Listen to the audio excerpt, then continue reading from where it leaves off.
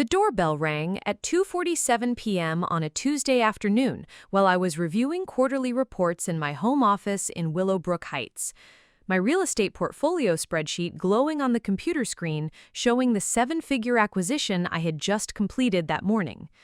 Through the window, I could see the moving truck parked across the street at 412 Maple Ridge Drive, the house that had been the source of so much family drama just 18 months earlier. Before we jump back in, tell us where you're tuning in from, and if this story touches you, make sure you're subscribed, because tomorrow, I've saved something extra special for you. "Delivery for Mrs. Natasha Pemberton," came the voice of the courier, holding an official-looking envelope with the county seal. But this wasn't for me.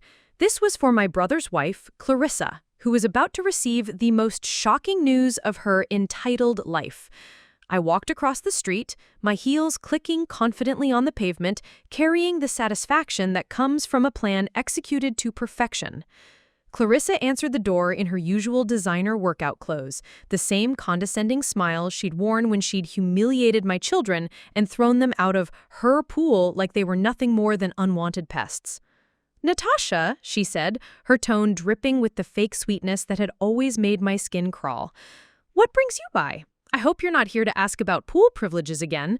You know how I feel about overcrowding." The memory of that day flashed through my mind. My 8-year-old daughter Lily crying as Clarissa screamed at her to get out of the pool. My 6-year-old son Tyler clutching his deflated pool float, confused about why Aunt Clarissa was being so mean. The way she'd stood there, in her designer swimsuit, hands on her hips, declaring that this was her house, her pool, and my children weren't welcome anymore because they were too loud and disrupting the peaceful atmosphere. "Actually," I said, handing her the envelope with a smile that didn't reach my eyes, "I'm here to deliver something important. Consider this a neighborly courtesy." She took the envelope with curiosity, probably expecting some community newsletter or homeowners association update. Her manicured fingers tore open the seal, and I watched her face transform as she read the contents. Confusion first, then disbelief, then pure shock as the reality hit her. This can't be right," she stammered, her voice losing its usual confident edge. "There must be some mistake. This says I have 30 days to vacate the premises." "No mistake," I replied calmly. "I am now the owner of 412 Maple Ridge Drive. The closing happened this morning at 10 a.m. The previous owners, the Hendersons, were very motivated sellers after I made them an offer they couldn't resist." The color drained from Clarissa's face as she processed what this meant. For 3 years, she had lorded over everyone about living in her beautiful house on Maple Ridge Drive, the house she and my brother Derek rented from the elderly Henderson couple. She had treated it like her personal kingdom, making rules about who could visit, when children could swim in the pool, and how her property should be respected. But we have a lease," she sputtered, waving the eviction notice like it might change the words printed on it. "We've been perfect tenants. The Hendersons love us." "Had a lease," I corrected, "with the Hendersons, who no longer own this property. New ownership means new rules. And my first rule is that people who think it's acceptable to humiliate children and throw them out of pools don't get to live in houses I own." The irony was delicious. The same woman who had made my children feel unwelcome in what she called her space was now discovering that the space had never actually been hers at all. And now it belonged to the mother of the children she had treated so cruelly. "Derek!" she screamed toward the house, her composure completely shattered. "Derek, get out here now! Your sister has lost her mind!" My brother appeared at the door, looking confused and slightly annoyed at being summoned so dramatically. Derek had always been the golden child in our family, the one who could do no wrong, while I had been dismissed as the overly emotional sister who took things too seriously. When I had tried to talk to him about Clarissa's treatment of my children, he had brushed it off as a misunderstanding and suggested I was being too sensitive. The memory of that conversation still stung. Derek sitting in his living room, barely looking up from his phone as I explained how devastated Lily and Tyler had been. His dismissive wave of the hand as he said, "Clarissa was probably just having a bad day. You know how kids can be overwhelming." maybe it's better if you just use the community pool from now on. So I decided to take some time to think about the situation, I continued. And during that thinking period, I discovered some interesting things, like how much money I had been leaving on the table with my conservative investment strategy, like how undervalued real estate in this neighborhood actually was, like how much power comes from owning property instead of just renting it. Clarissa was still staring at the eviction notice as if willing it to disappear. "This is insane, Natasha. You can't just buy someone's house out of spite. This has to be illegal somehow." Actually, it's completely legal. The Hendersons were thrilled to sell. They've been wanting to downsize for years, but were worried about finding reliable buyers. I offered them 20% above market value for a quick, cash closing with no contingencies.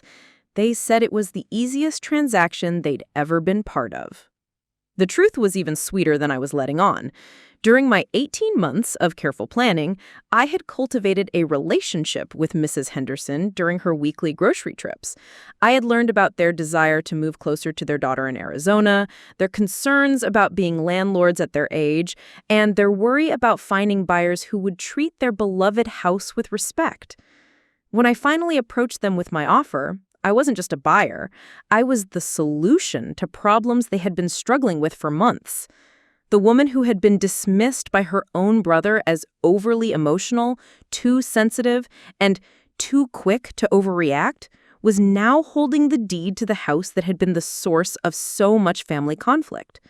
The sister-in-law who had made my children feel unwelcome was about to learn what it felt like to be the one without a home. But this story really begins 18 months earlier, when Clarissa's cruelty toward my children set in motion a chain of events that would completely transform the power dynamics in our family. Let me take you back to where it all started and show you how the woman everyone underestimated became the one holding all the cards. Preparing and narrating the story took us a lot of time, so if you are enjoying it, subscribe to our channel. It means a lot to us. Now, back to the story. To understand how devastating that eviction notice was for Clarissa Pemberton, you need to understand who she had become in our family and why her opinion carried so much weight with everyone except me. Clarissa wasn't just my brother's wife. She had positioned herself as the family's authority on success, taste, and what it meant to make it in Willowbrook Heights. When Derek first brought Clarissa home 5 years earlier, she had immediately impressed our parents with her MBA from Ravencrest University and her position as a marketing director at Pinnacle Solutions, one of the city's most prestigious consulting firms. She drove a white BMW, wore designer clothes that cost more than most people's monthly rent, and spoke with the kind of confident authority that made everyone assume she knew what she was talking about. Our mother, Patricia, had been particularly taken with Clarissa's sophistication. "Finally," she had whispered to me at their engagement party, "Derek found someone who can elevate this family's status. Look how put together she is. Look how successful. Maybe some of that ambition will rub off on him." The implicit criticism of my own life choices wasn't lost on me.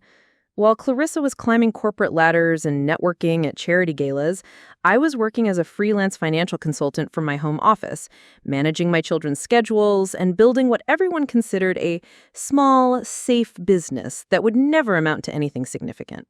Derek had always been the golden child, but his own achievements were modest at best. He worked as a regional sales manager for an industrial supply company, making decent money, but nothing that would fund the lifestyle Clarissa demanded. That's where her income became crucial. Her 6-figure salary allowed them to rent the beautiful house on Maple Ridge Drive, lease luxury cars, and maintain the image of success that our family had never achieved before. But Clarissa's real power in our family came from her ability to make everyone feel inferior, while simultaneously making them desperate for her approval. She had a gift for subtle put-downs, disguised as helpful observations. During family dinners, she would comment on my quaint little business and suggest that maybe I should consider thinking bigger about my career goals. "Natasha has so much potential," she would say to my mother, her voice dripping with false concern. It's such a shame she's settling for such a limited scope. If she applied herself, she could probably build something really impressive instead of just managing other people's money from her kitchen table. The kitchen table comment was particularly cutting because my home office was, in fact, located adjacent to my kitchen. Clarissa had a talent for identifying people's insecurities and poking at them in ways that seemed supportive on the surface, but left you feeling diminished and defensive. Her authority was reinforced by tangible symbols of success that our family had never possessed. The house on Maple Ridge Drive wasn't just a place to live. It was a statement. The gated community, the manicured lawns, the 3-car garage, the swimming pool with professional landscaping.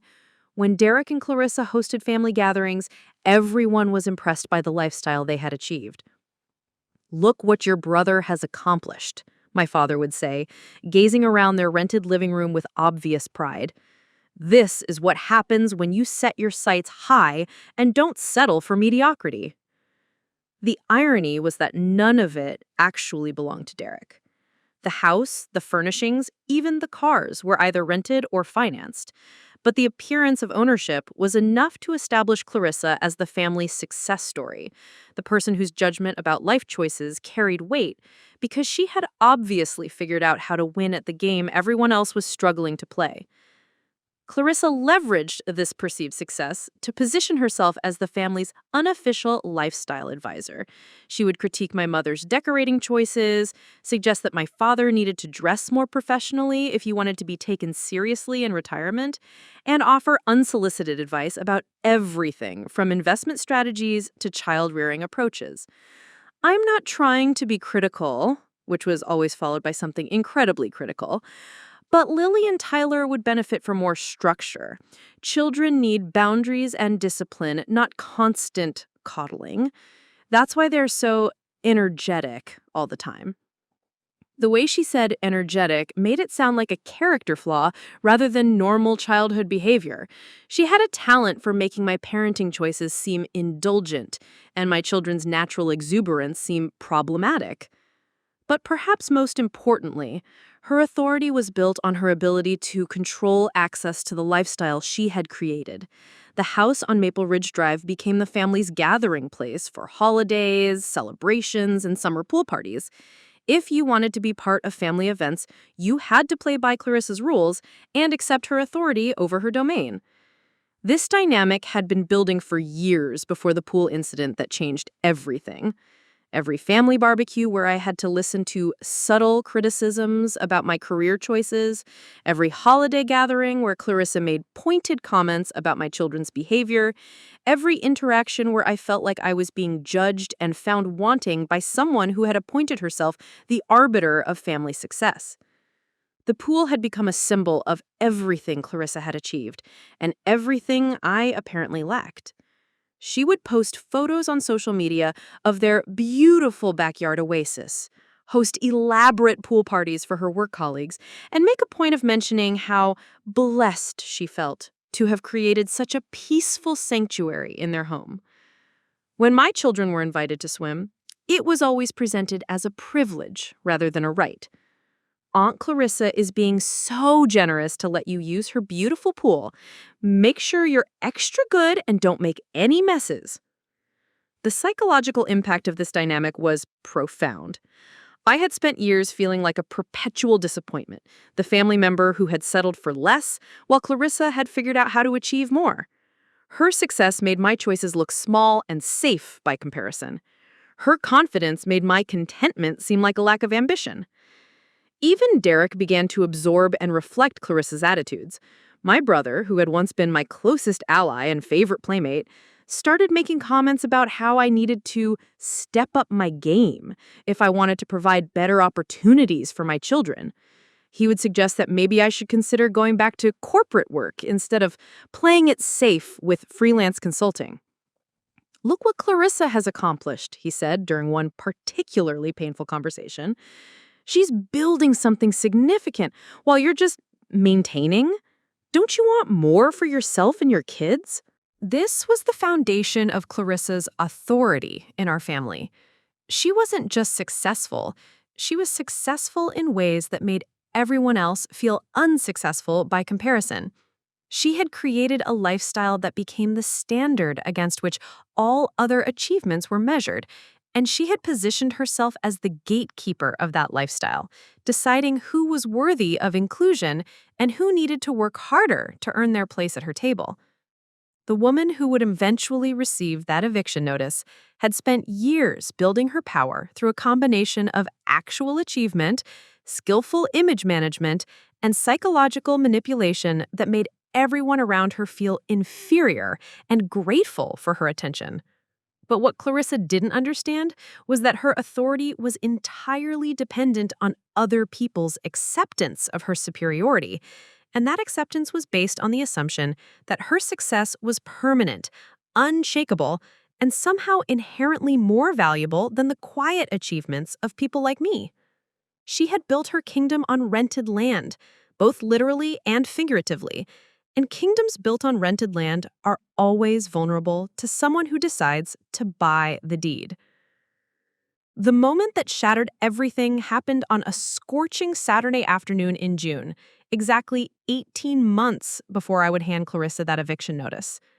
The temperature had hit 94 degrees by noon, and the community pool at Willowbrook Commons was packed with screaming children and frustrated parents fighting for every inch of shade. I had been looking forward to this day for weeks. Derek had specifically invited us to their annual summer kickoff pool party, an elaborate affair that Clarissa had been planning since March. She had sent out custom invitations, hired a catering service, and purchased matching pool floats that coordinated with her carefully curated backyard aesthetic. Lily and Tyler had been talking about nothing else for days. They had picked out their favorite swimsuits, practiced their diving techniques in the bathtub, and begged me to buy them new pool toys specifically for Aunt Clarissa's party. The excitement in their voices when they talked about swimming in the fancy pool with the waterfall feature had made me smile despite my own complicated feelings about the event. I should have recognized the warning signs when we arrived at 412 Maple Ridge Drive that afternoon. Clarissa greeted us at the front door wearing a pristine white cover-up over a designer swimsuit, her hair perfectly styled despite the oppressive heat. But instead of the warm welcome I had expected, her smile seemed forced, and she kept glancing nervously toward the backyard where her work colleagues and their families were already enjoying the pool. "Natasha, you made it," she said, her voice carrying that familiar undertone of subtle disapproval. "I wasn't sure you'd actually come since you mentioned you might be busy with client work this weekend." I had mentioned no such thing. In fact, I had specifically rearranged my schedule to attend her party, something she knew because I had confirmed our attendance 3 times over the past week. But Clarissa had a talent for rewriting conversations in ways that positioned her as the gracious host accommodating difficult guests. "Of course we came," I replied, ignoring the dig. "The kids have been looking forward to this for weeks." Lily and Tyler burst through the front door behind me, already changed into their swimsuits and carrying their pool bag, filled with toys, sunscreen, and the homemade cookies I had baked as a contribution to the party. The excitement in their voices when they talked about swimming in the fancy pool with the waterfall feature had made me smile despite my own complicated feelings about the event. For the first hour, everything seemed perfect.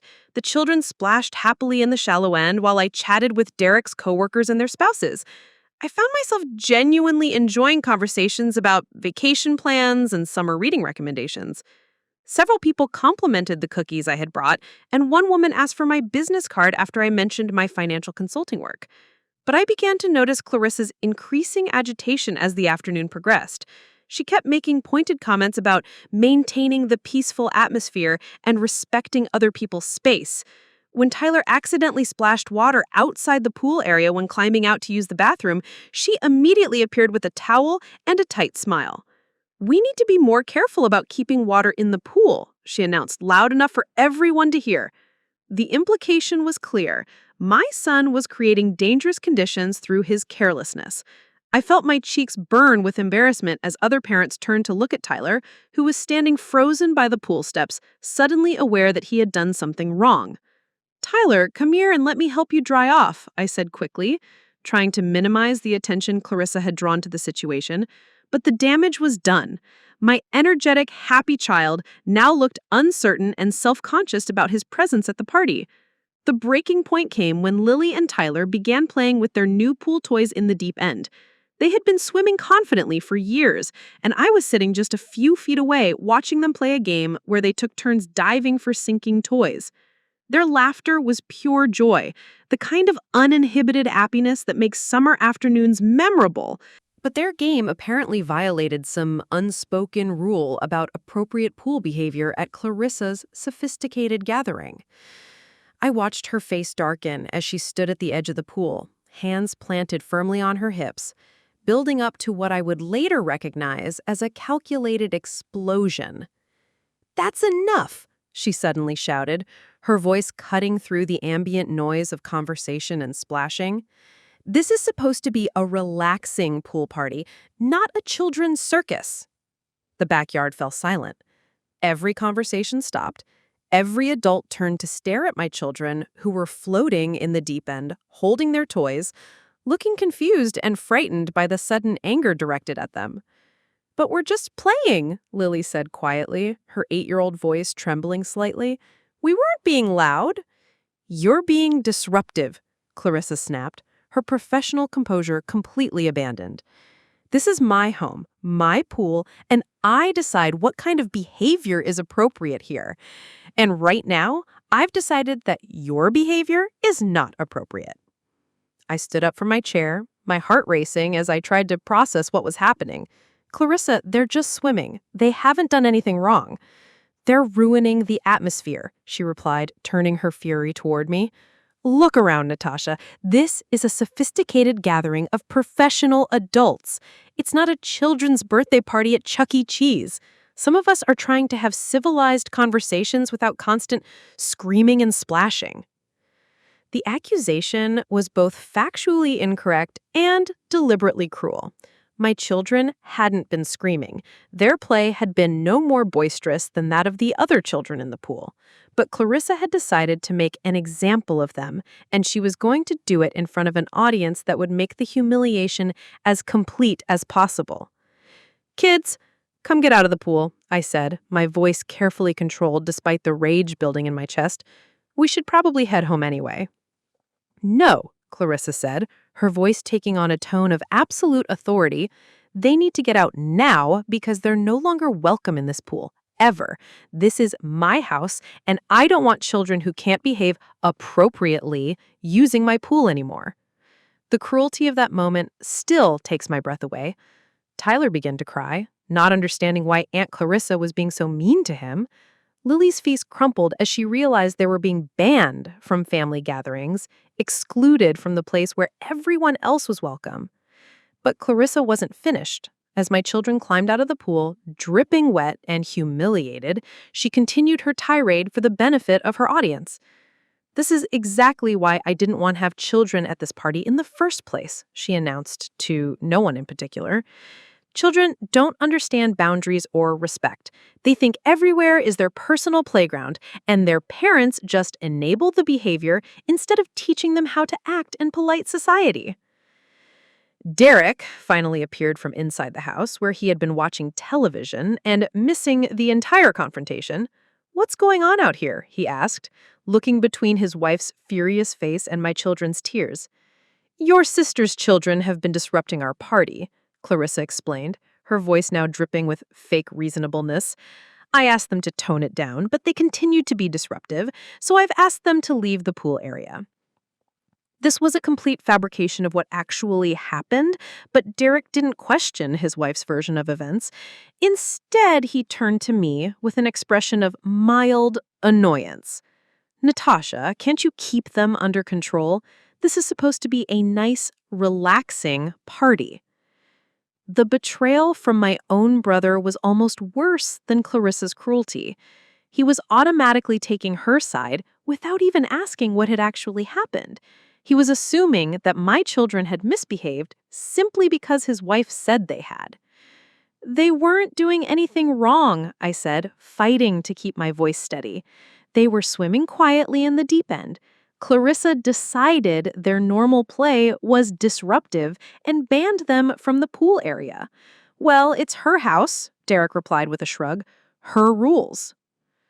That shrug broke something inside me. The casual dismissal, the complete lack of curiosity about what had actually happened, the automatic assumption that I was the problem and Clarissa was the reasonable authority figure managing a difficult situation. I wrapped towels around my still crying children and gathered our belongings, while Clarissa's guests pretended to resume their conversations. But I could feel their eyes on us as we made our humiliating exit, could hear the whispered discussions about what they had just witnessed. Maybe next time we can use the community pool, Derek called after us as we walked toward the front door. It might be more appropriate for the kids.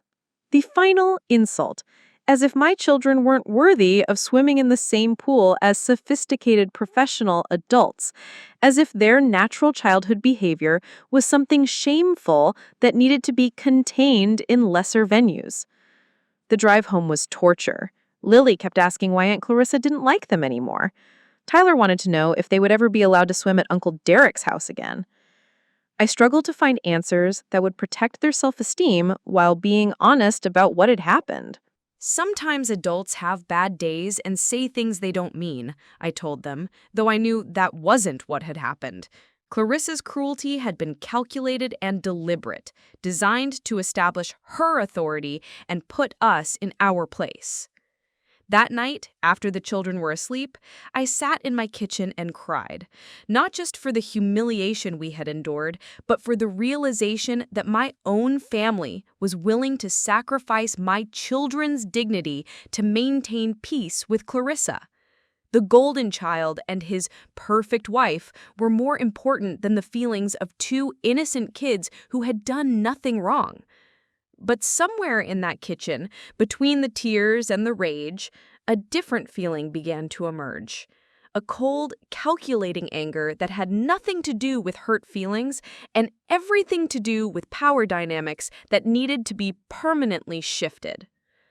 Clarissa had made a critical error that afternoon.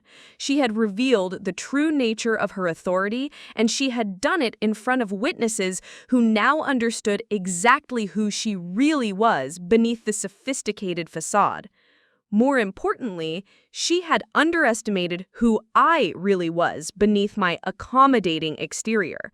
The woman she had humiliated in front of her colleagues was about to become someone she never saw coming.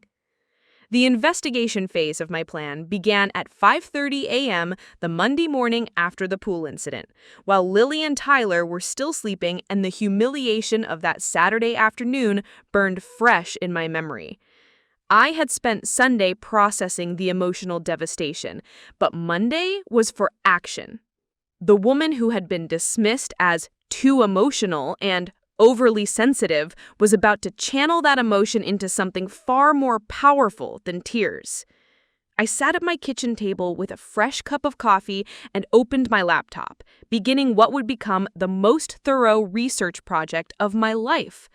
But this wasn't about understanding financial markets or analyzing investment portfolios for clients. This was about understanding power dynamics, real estate opportunities, and exactly how much influence money could buy when deployed strategically. My first stop was the Willowbrook County Property Records Database, where I began researching every detail about 412 Maple Ridge Drive. Within an hour, I knew things about Derek and Clarissa's living situation that they probably didn't know themselves. The house had been purchased by Harold and Martha Henderson in 1987 for $68,000. Current estimated value, $420,000. Property taxes, $14,000 annually. Outstanding mortgage balance, $0. Most importantly, I discovered that the Hendersons were in their late 70s, living on fixed incomes, and had been discussing the possibility of selling for the past 2 years, according to neighborhood gossip documented in the Willowbrook Heights community Facebook group. Their daughter lived in Phoenix, and they had been making increasingly frequent trips to Arizona to help with their grandchildren. The rental income from Derek and Clarissa was nice supplemental income, but it came with the headaches of property management that elderly people often find overwhelming. clogged drains at midnight, requests for upgrades and repairs, the constant worry about maintaining a property they were too old to personally oversee. This information was gold, but I needed more. I spent the next 3 days researching comparable sales in the neighborhood, analyzing market trends, and calculating exactly what it would take to make the Hendersons an offer they couldn't refuse. The numbers were enlightening. Properties in Maple Ridge were selling fast, but most buyers were young families, stretching their finances with complicated loan arrangements and contingency-heavy offers that made sellers nervous. Cash offers were rare in this price range, but they commanded significant premiums because they eliminated financing risks and allowed for quick closings. If I could position myself as the solution to problems the Hendersons didn't even know they had, the house that Derek and Clarissa's symbol of success could become mine. But first, I needed to understand my own financial position with surgical precision. For years, I had been conservative with my money, building a solid but unspectacular portfolio of mutual funds and keeping most of my assets in low-risk investments that provided steady returns without exciting growth. My freelance consulting business generated reliable income, but I had never pushed for dramatic expansion because I had prioritized flexibility and family time over aggressive wealth building. Looking at my financial statements with fresh eyes, I realized I had been guilty of the same kind of thinking that had kept me small in other areas of my life. I had enough capital to make aggressive moves, but I had been choosing safety over power. The woman Clarissa had dismissed as running a small, safe business actually had more liquid assets than Derek and Clarissa combined. Over the next 2 weeks, I quietly restructured my entire financial strategy. I liquidated underperforming mutual funds, consolidated scattered accounts, and moved money into positions that would give me maximum flexibility for quick real estate transactions. I consulted with a mortgage broker about cash financing options, researched real estate attorneys who specialized in rapid closings, and identified private lenders who could provide bridge financing if needed. The transformation wasn't just financial, but psychological. For the first time in years, I was thinking like an investor rather than a saver. Instead of protecting what I had accumulated, I was positioning myself to acquire what I wanted. The shift from defensive to offensive financial strategy was exhilarating in ways I hadn't expected. Simultaneously, I began what I privately called Operation Intelligence Gathering. I started paying attention to neighborhood dynamics in ways I had never bothered with before. I joined the Willowbrook Heights Community Association, began attending monthly meetings, and volunteered for the social committee that organized community events. This wasn't just about blending in. It was about understanding the social ecosystem that gave people like Clarissa their power. I needed to know who influenced whom, which families were struggling financially, and most importantly, what the Hendersons really wanted from their retirement years. The breakthrough came during a community potluck dinner in July, 6 weeks after the pool incident. I found myself seated next to Martha Henderson, a sweet woman in her late 70s who was obviously struggling with the heat and looked exhausted from the social obligations of community involvement. "These events are lovely," she said quietly, "but Harold and I have been talking about whether we're getting too old for all the responsibilities that come with living here. The house is wonderful, but maintaining rental property at our age..." She trailed off, looking wistful. This was the opening I had been hoping for, but I approached it carefully. Instead of immediately expressing interest in their property, I asked about her daughter in Phoenix and listened to 20 minutes of grandmother stories about her grandchildren's school activities and soccer games. "It sounds like you'd love to spend more time with them," I observed. "Long-distance grandparenting must be difficult." "It really is," Martha admitted. "We've been talking about relocating, but the logistics of selling the house, finding buyers we trust, dealing with real estate agents, it feels overwhelming at our age." I filed this information away without pushing for more details. The key was building a relationship based on genuine interest in her family rather than my own agenda. Over the following weeks, I made a point of chatting with Martha at community events, remembering details about her grandchildren, and offering small helps like carrying heavy items to her car. Meanwhile, I was conducting detailed surveillance on Derek and Clarissa's financial situation through perfectly legal means. Social media posts revealed their spending patterns, vacation destinations, and lifestyle choices that suggested they were living paycheck to paycheck, despite their impressive combined income. Clarissa's Instagram account was a treasure trove of information about their financial priorities. Designer handbags that cost more than most people's monthly rent. Restaurant meals that would have fed my family for a week. Weekend trips to expensive resorts that were documented in exhaustive detail for her followers. Derek's LinkedIn profile revealed that his sales numbers had been declining for the past 18 months, putting pressure on his commission-based income right when Clarissa's spending was reaching new heights. They were financially vulnerable in ways they probably didn't recognize because their lifestyle was supported by dual incomes that masked underlying cash flow problems. This research phase also included upgrading my own professional capabilities in ways that would support my long-term strategy. I enrolled in a real estate investment course through the local university, began networking with property developers and real estate attorneys, and started building relationships with people who could help me navigate complex transactions. The most valuable connection came through my existing client network. Robert Ashworth, whom I had been helping with retirement planning for 3 years, mentioned during a consultation that he was a retired real estate developer who missed the excitement of property deals. These days, I just manage my portfolio and play golf, but I'd love to mentor someone who is getting into real estate investment. It's a young person's game, but there's something satisfying about teaching the strategies that took me decades to learn. Robert became my unofficial advisor on real estate strategy, helping me understand market timing, negotiation tactics, and the psychological aspects of property transactions that most people never consider. He reviewed my financial positioning, suggested refinements to my approach, and helped me develop the confidence to think like a serious investor rather than a cautious amateur. The biggest mistake people make, he told me during one of our strategy sessions, is thinking that real estate is just about money. It's really about solving problems for people who don't know they need solutions.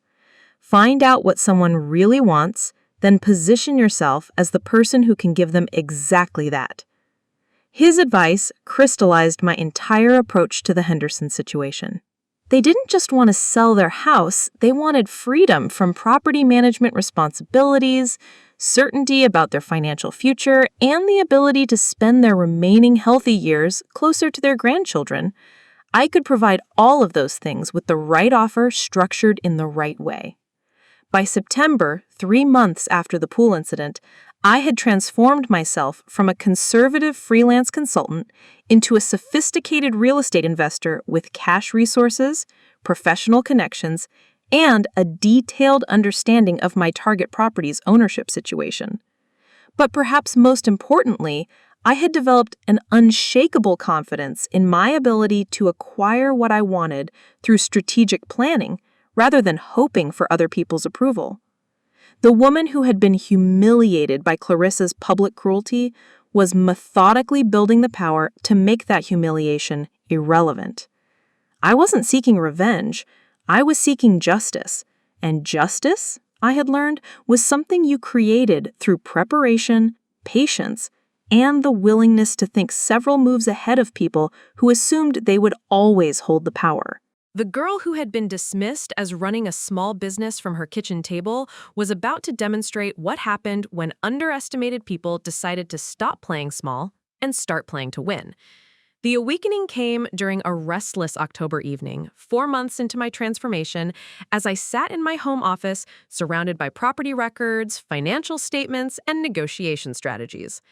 The contrast between who I was becoming and who I had been was so stark that I barely recognized the woman who had once sought Clarissa's approval above my own children's dignity. But more importantly, I was beginning to understand the deeper patterns that had shaped our family dynamics and how my own behavior had enabled Clarissa's treatment of us. For 32 years, I had been complicit in my own diminishment, not because I was weak or worthless, as Clarissa's actions had implied, but because I had accepted a role in our family system that required me to be smaller than I actually was. I had been the accommodating sister, the one who absorbed criticism and conflict without pushing back, who made herself convenient and undemanding so as not to threaten Derek's position as the successful sibling or challenge Clarissa's authority as the family's lifestyle expert. I had learned to minimize my own achievements, defer to their judgment, and accept their assessment of my limitations as if it were objective truth rather than convenient fiction. Looking back through this new lens of self-awareness, I could see how I had unconsciously reinforced every negative assumption they had made about my potential. When Clarissa criticized my kitchen table business, I had apologized for not being more ambitious, rather than pointing out that my freelance practice generated more profit per hour than her corporate salary. When Derek suggested I needed to step up my game, I had accepted his assessment rather than questioning why his own career had stagnated while mine continued growing. When family conversations turned to money and success, I had learned to stay quiet, rather than mentioning that my investment portfolio outperformed Derek's 401k or that my debt-to-income ratio was significantly better than theirs. I had made myself financially invisible to preserve the illusion that they were the successful ones while I was just getting by. This pattern had become so ingrained that I barely noticed it happening. I had developed what psychologists call learned helplessness, but in my case, it was learned invisibility. I had trained myself to occupy less space, demand less attention, and expect less respect than I deserved, all to maintain a family peace that was never really peaceful, just quietly oppressive. The revelation was both liberating and infuriating. Liberating because it meant the limitations weren't real. They were learned behaviors that could be unlearned. Infuriating because I realized how much of my potential I had sacrificed to maintain relationships with people who required me to be less than I was in order to feel good about themselves. I began to examine specific memories through this new understanding, and the pattern became impossible to ignore. When I had closed my largest client contract the previous year, a six-figure consulting arrangement with a regional manufacturing company, my instinctive response had been to downplay the achievement when Derek asked about my work. Just helping a small company with some financial planning, I had told him, rather than explaining that I was restructuring their entire accounting system and saving them hundreds of thousands of dollars annually. I had minimized my own expertise to avoid making Derek feel bad about his more modest sales achievements. When Clarissa had made her pointed comments about my kitchen table business, I had laughed along rather than mentioning that my home office generated more revenue per square foot than most commercial spaces, or that working from home allowed me to maintain profit margins that traditional businesses couldn't match. Even my approach to parenting had been shaped by this dynamic. When Clarissa criticized my children's behavior as too energetic, I started second-guessing my parenting choices rather than recognizing that Lily and Tyler were confident, creative kids whose enthusiasm was actually a sign of healthy development. I had spent years seeking validation from people whose opinions were based on maintaining their psychological comfort rather than accurately assessing my capabilities. I had allowed Derek and Clarissa to position themselves as the authorities on success, while I played the role of the well-meaning sister who needed their guidance to navigate adult responsibilities. But perhaps the most damaging aspect of this dynamic was how it had affected my relationship with money and power. I had learned to apologize for financial success rather than celebrating it, to hide wealth rather than leveraging it, to seek permission rather than claiming authority over my own resources. This approach had worked in environments where conflict avoidance was rewarded and where being perceived as non-threatening was more important than being respected. But it would be disastrous in real estate negotiations where confidence and financial strength were essential for achieving your objectives. The transformation required more than just changing my external behavior. It required fundamentally shifting my internal relationship with my own worth and capabilities.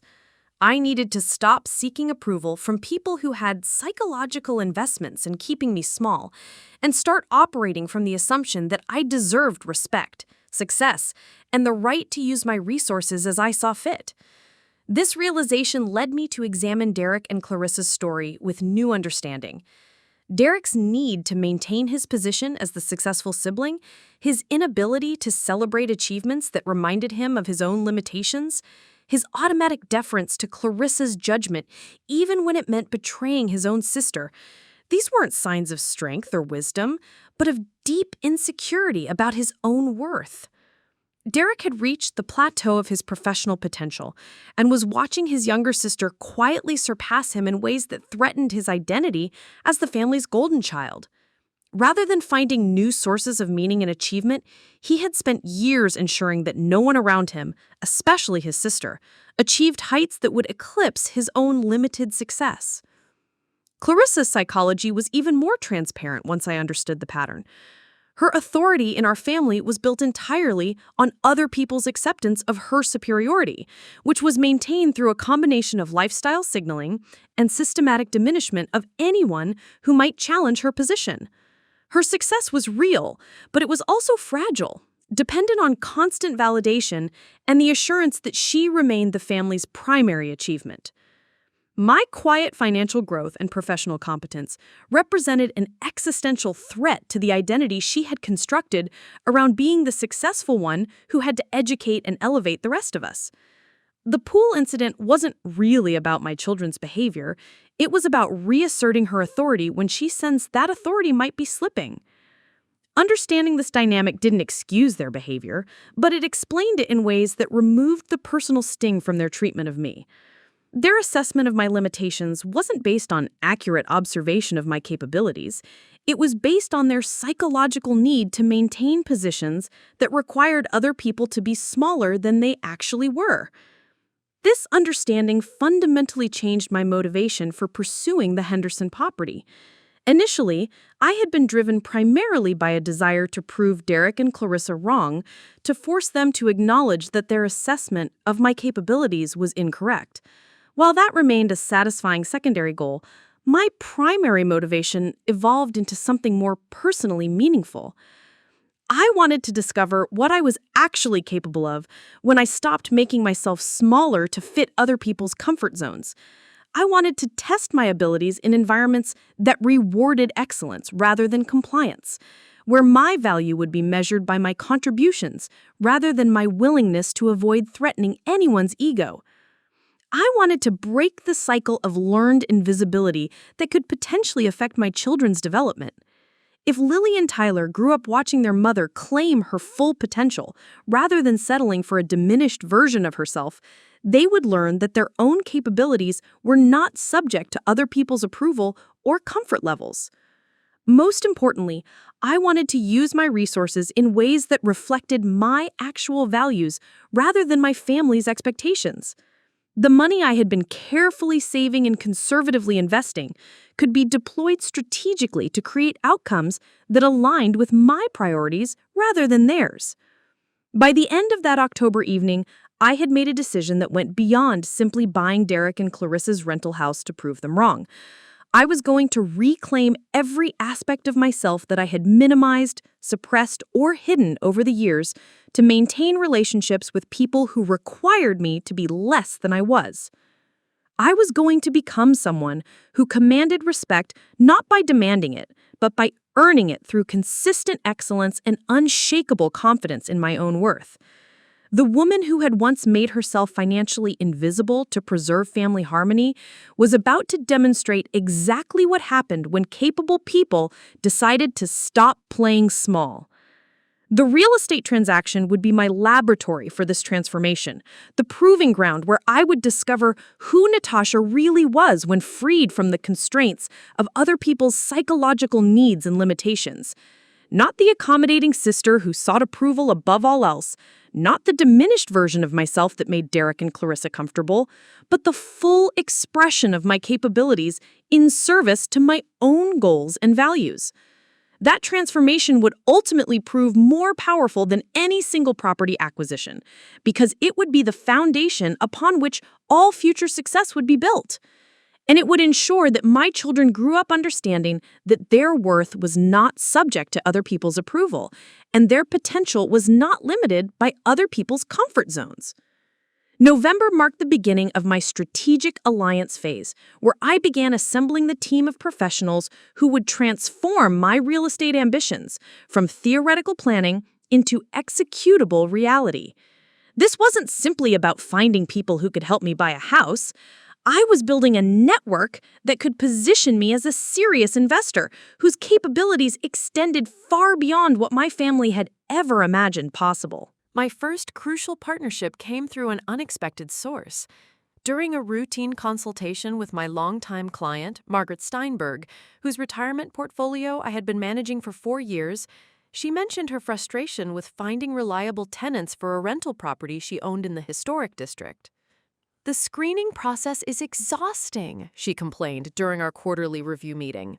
"Everyone looks good on paper, but you don't discover the problems until they're already living in your property. I'm seriously considering selling just to avoid the headaches." This conversation revealed an opportunity I hadn't anticipated. Margaret owned 3 rental properties in addition to her primary residence, and she had been managing them herself for over a decade. Her experience with tenant screening, property maintenance, and real estate law could be invaluable to someone entering the investment market. "Have you ever considered working with other investors?" I asked carefully. "Someone who might be interested in learning from your experience while helping you streamline your operations?" Her eyes lit up with interest. "Are you thinking about getting into real estate investment, Natasha? Because I've been looking for someone trustworthy to potentially partner with on future acquisitions." This conversation led to a series of coffee meetings where Margaret shared insights about property investment that no book or course could have provided. She taught me about the hidden costs that destroy profit margins, the warning signs of problem tenants, and the negotiation tactics that separate successful investors from amateurs who lose money on deals they thought were profitable. "The biggest mistake new investors make," she told me during one of our strategy sessions, "is thinking that buying property is the hard part. The real skill is in structuring deals that protect you from downside risks while maximizing your upside potential." Her mentorship was invaluable, but even more important was her introduction to the professional network she had built over years of property investment. Through Margaret, I met David Chen, a real estate attorney who specialized in complex transactions and had a reputation for closing deals that other lawyers considered too complicated or risky.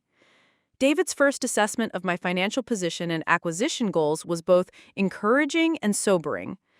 "You have the capital to make serious moves," he told me during our initial consultation. "But you need to understand that successful real estate investment isn't just about having money. It's about deploying that money strategically to create outcomes that serve your long-term objectives." He walked me through the legal complexities of different acquisition structures, explained how to protect my assets through proper entity formation, and helped me understand the tax implications of various investment strategies. More importantly, he introduced me to the concept of using real estate transactions as tools for achieving specific personal and financial goals, rather than just generating rental income. Some of my most successful clients use property acquisitions to solve problems that have nothing to do with traditional return on investment. They buy properties to gain control over business environments, to influence community development, or to create leverage in personal situations. The key is understanding what you're really trying to accomplish and structuring the deal accordingly. His perspective aligned perfectly with my situation. I wasn't just trying to make money on real estate. I was trying to fundamentally alter power dynamics that had been affecting my family for years. David helped me understand how to structure the Henderson property acquisition in ways that would maximize both my financial return and my strategic objectives. The third crucial addition to my team came through the Willowbrook Heights Community Association, where I had been volunteering for several months as part of my intelligence gathering efforts. During a planning meeting for the annual holiday festival, I found myself working closely with Rebecca Torres, a real estate agent who had moved to our community 2 years earlier after building a successful practice in the city's luxury market. Her approach to real estate was unlike anything I had encountered before. Instead of focusing on commission-driven transactions, she positioned herself as a strategic advisor who helped clients achieve complex objectives through carefully structured property deals. Her client base included executives relocating for career moves, investors building portfolios for specific tech strategies, and families navigating complicated inheritance situations. Most real estate agents are transaction facilitators. They help people buy and sell properties, but they don't really understand how to use real estate as a tool for achieving broader life goals. That's where the real value creation happens. When I mentioned my interest in property investment, Rebecca immediately understood the strategic dimensions of my situation. Without revealing specific details about my family dynamics, I was able to convey that I was interested in acquiring a particular property for reasons that went beyond simple financial return. Targeted acquisitions require different approaches than general investment strategies. You need to understand the seller's motivations, identify what they value beyond price, and structure offers that address their real concerns rather than just their stated asking price. Her insight into seller psychology proved crucial as I refined my approach to the Henderson property.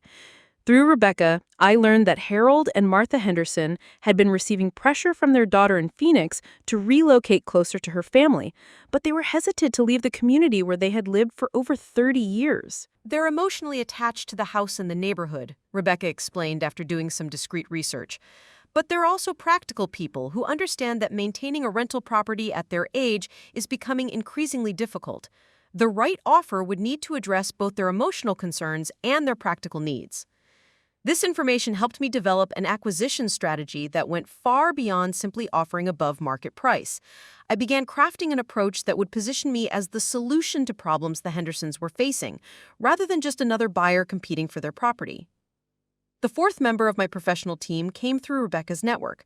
Jonathan Wade was a private mortgage broker who specialized in creative financing solutions for investors who needed to move quickly on opportunities. His expertise in bridge loans, asset-based lending, and rapid closing techniques would be essential if I needed to act faster than traditional financing would allow.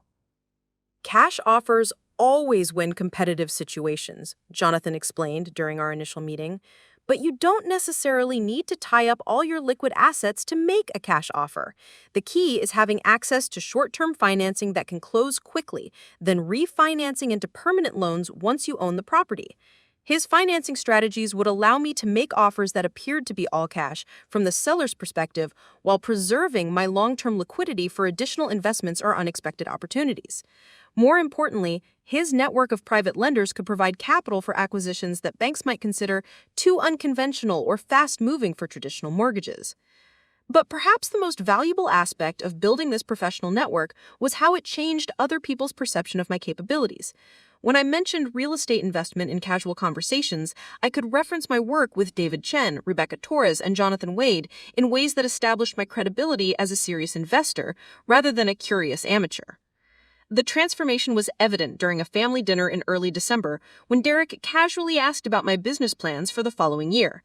Instead of deflecting or minimizing my activities, I was able to mention that I was exploring real estate investment opportunities with my legal and financial advisory team. "You have a legal team?" Clarissa asked, her surprise obvious. "For your consulting business?" "For my investment activities. I've been working with specialists in real estate law, taxation, and creative financing. It's amazing how many opportunities exist when you have the right professional guidance." The conversation revealed how completely they had misjudged my financial position and professional development. While they had been focused on maintaining their lifestyle through dual incomes and increasing debt, I had been quietly building capital reserves and professional relationships that positioned me for strategic acquisitions. Derek's response was particularly telling. "That sounds expensive, Natasha. Are you sure you're not getting in over your head with all these consultants and advisors?" His concern wasn't about my welfare. It was about maintaining his position as the family member who understood money and success. The idea that his sister was working with professionals he couldn't afford was threatening to his self-image as the successful sibling. It's an investment in building something bigger than what I have now, I replied. The right advisors pay for themselves when they help you identify opportunities you wouldn't have seen otherwise. This exchange marked a fundamental shift in how family conversations about money and success would proceed. I was no longer the sister seeking financial advice or validation. I was someone who had assembled her own team of experts and was making strategic decisions based on professional guidance rather than family opinions. By the end of November, my network included specialists in real estate law, property investment, creative financing, and market analysis. More importantly, these weren't just service providers. They were advisors who understood my strategic objectives and were helping me structure transactions that would achieve multiple goals simultaneously. The woman who had been dismissed as running a small business from her kitchen table now had access to the same caliber of professional advice that sophisticated investors use to build substantial wealth. And unlike Derek and Clarissa, whose success was dependent on maintaining dual incomes in increasingly competitive markets, my network was positioning me to generate returns through strategic asset acquisition, rather than just trading time for money. The team was assembled, the financing was arranged, the target had been identified and analyzed. All that remained was executing the plan that would transform the family dynamics that had constrained me for over 30 decades. December brought the moment I had been carefully orchestrating for 7 months, the perfect opportunity to reveal my capabilities while positioning myself for the Henderson property acquisition. I had completed my team assembly, understood my target property intimately, and transformed my financial position from conservative to aggressive. All that remained was choosing the optimal moment and method for making my move in a way that would maximize impact while maintaining strategic advantage. For months, I had been building relationships within the community association, volunteering for committees, and establishing myself as someone who contributed meaningfully to neighborhood initiatives. My work on the Holiday Festival Planning Committee had given me access to information about which families were thriving, which were struggling, and most importantly, which longtime residents were considering major life changes.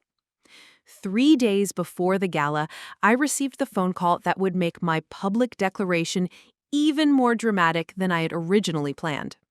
Rebecca Torres contacted me with urgent news that would accelerate my timeline and create an opportunity I couldn't afford to miss. Natasha, I just heard from my contacts at Meridian Realty that the Hendersons received an offer on their property yesterday, she said, her voice carrying barely contained excitement. It's a standard offer from a young couple with conventional financing and multiple contingencies. Nothing that should scare you away, but it means we need to move quickly if you want to position yourself as the preferred buyer. This was the moment I had been preparing for. Rather than panic about competition, I felt the calm confidence that comes from months of strategic preparation. I had anticipated this scenario and developed contingency plans that would allow me to act decisively when the opportunity arose. What do we know about the competing offer? I asked, already mentally reviewing the acquisition strategy David Chen and I had refined over the past month. Asking price with conventional loan contingencies, 60-day closing timeline, and standard inspection requirements, Rebecca replied. The Hendersons are reviewing it over the weekend, but Martha mentioned to a neighbor that she's worried about financing delays and the complications of dealing with first-time buyers who might not understand the inspection process. Perfect. Every concern Martha had expressed could be addressed by the offer I was prepared to make. While the competing buyers were following traditional purchase protocols that created uncertainty and delays, I could offer solutions that eliminated every risk the Hendersons were worried about. I want to present our offer Monday morning, I told Rebecca. Full asking price, cash purchase, 14-day closing, minimal inspection contingencies, and I want to include some additional terms that address their emotional concerns about leaving the house they've loved for 30 years. The additional terms were crucial to my strategy. Through months of casual conversations with Martha Henderson, I had learned that her greatest worry about selling wasn't financial. It was ensuring that their beloved house would be cared for by people who appreciated its history and character. She had mentioned several times that she hoped future owners would maintain the gardens she had cultivated over 3 decades and preserve the architectural details that made the property special. My offer would include written commitments to maintain the property's landscaping, preserve its historical features, and even allow the Hendersons to occasionally visit to see how their former home was being cared for. These emotional considerations would differentiate my proposal from a purely transactional offer that treated their house as just another commodity. Saturday evening at the holiday gala, I arrived wearing a sophisticated navy dress that projected confidence without appearing flashy. I had learned from observing Clarissa that projecting success was often more important than discussing it explicitly. My appearance and demeanor would communicate capability and resources before I said a word about my plans. The transformation in how people responded to me was immediately apparent. Community members who had previously seen me as Derek's nice sister now approached me as someone whose opinions carried weight in neighborhood discussions. My months of volunteer work had established credibility that transcended family relationships and positioned me as an independent voice in community affairs. But the most significant interaction of the evening came when I found myself in conversation with Harold and Martha Henderson near the silent auction tables. They looked tired and slightly overwhelmed by the social demands of the evening, confirming Rebecca's assessment that they were ready to simplify their lives and reduce their responsibilities. "Martha, Harold, how wonderful to see you," I said warmly. "I hope you're enjoying the party. These community events are special, but I imagine they're becoming more exhausting as the years go on." "They really are," Martha admitted, glancing around at the crowded ballroom.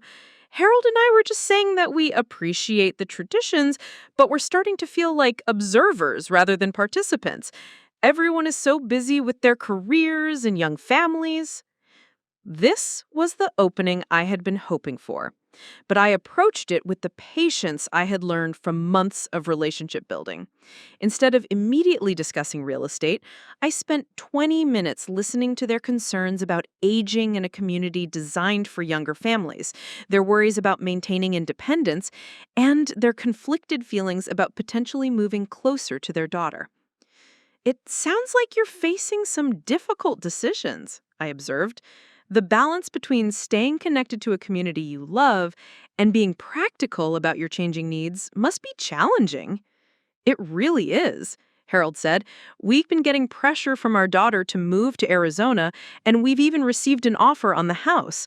But leaving feels overwhelming, and we're not sure the buyers would take care of the property the way it deserves." This was the moment that would determine whether months of preparation would translate into actionable opportunity. I took a breath and made the calculated decision to reveal my interest while positioning myself as the solution to their concerns. I hope you don't mind me saying this. I began carefully, but I've been watching your situation from a respectful distance, and I think I might be able to help address some of those concerns. Their surprised expressions encouraged me to continue. "I've been looking for investment property in our neighborhood because I want to stay connected to this community long term. If you're seriously considering selling, I'd love to discuss an arrangement that might solve some of the problems you're worried about." Martha's eyes widened with interest. "You mean you'd be interested in buying our house? But we haven't even listed it officially yet." "Sometimes the best transactions happen before properties reach the general market," I replied, drawing on Rebecca's coaching about positioning myself as an informed insider rather than an opportunistic outsider. "I know the property well, I understand its value to the community, and I can offer terms that address your concerns about timing, financing, and future care of the house." Harold leaned forward with obvious curiosity. "What kind of terms are you thinking about?" "Cash purchase at full asking price, closing within 2 weeks if that works for your timeline, and written commitments to preserve the historical character and landscaping that you've maintained so beautifully," I said. "Plus, I'd be happy to arrange for you to visit occasionally to see how the property's being maintained." The relief on their faces was immediate and obvious. These weren't just attractive financial terms, they were solutions to emotional concerns that traditional buyers couldn't address. I was offering certainty instead of uncertainty, simplicity instead of complexity, and assurance instead of worry. "That sounds almost too good to be true," Martha said quietly. Are you sure you're in a position to make that kind of offer? This was the moment to demonstrate credibility without appearing boastful. I've been working with a real estate attorney and financing specialist for several months preparing for the right opportunity. I'm not making promises I can't keep. Our conversation was interrupted by the arrival of Derek and Clarissa, who had been circulating through the party, and apparently noticed my extended discussion with the Hendersons. Derek approached with his usual casual confidence, while Clarissa wore an expression of poorly concealed curiosity about why I was having such an intense conversation with their landlords. "Hey, Natasha, Harold, Martha. Looks like you're having a serious discussion over here. Hope everything's okay." The irony of the moment was exquisite. Derek was approaching a conversation where his sister was negotiating to purchase the house he rented, completely unaware that his living situation was about to become dramatically more complicated. "Actually, everything is wonderful," Martha replied with obvious enthusiasm. "Natasha was just telling us about some possibilities that might solve several problems we've been struggling with." Clarissa's expression shifted from curiosity to suspicion. What kind of possibilities? Martha looked at me for guidance about how much to reveal. I made the strategic decision to be transparent about my interest while maintaining some mystery about the specific terms. "I've been interested in investment property in the neighborhood," I said simply. "Harold and Martha were kind enough to discuss some options with me." The impact on Derek and Clarissa was immediate and dramatic. Derek's casual confidence evaporated as he processed the implications of his sister potentially buying the house he rented. Clarissa's face went pale as she began calculating how this development might affect their living arrangements. "Investment property?" Derek asked, his voice carrying a note of panic. "You mean like rental property?" "Real estate investment takes many forms. The key is finding situations where everyone's needs can be addressed effectively." Martha Henderson, bless her heart, chose that moment to express her enthusiasm for our preliminary discussion. "Natasha's offer sounds wonderful, Harold. Much better than dealing with conventional buyers and all the uncertainties that come with traditional sales." The silence that followed was deafening. Derek and Clarissa stared at me as if I had suddenly sprouted wings and announced my intention to fly to the moon. The sister they had dismissed as financially naive was casually discussing cash real estate purchases with their landlords at the neighborhood's most prestigious social event. "We should probably continue this conversation in a more private setting," I suggested to the Hendersons, recognizing that Derek and Clarissa needed time to process this development. "Would you be available to meet early next week to discuss details?" "Monday morning would be perfect," Harold replied immediately. "Should we have our attorney present?" "That would be wise," I agreed. "I'll bring my legal counsel as well. These transactions work best when everyone has proper representation." As the Hendersons walked away to rejoin the party, I was left facing Derek and Clarissa, who looked like they had witnessed something that challenged their fundamental understanding of reality. "Since when do you have legal counsel?" Clarissa asked, her voice tight with disbelief.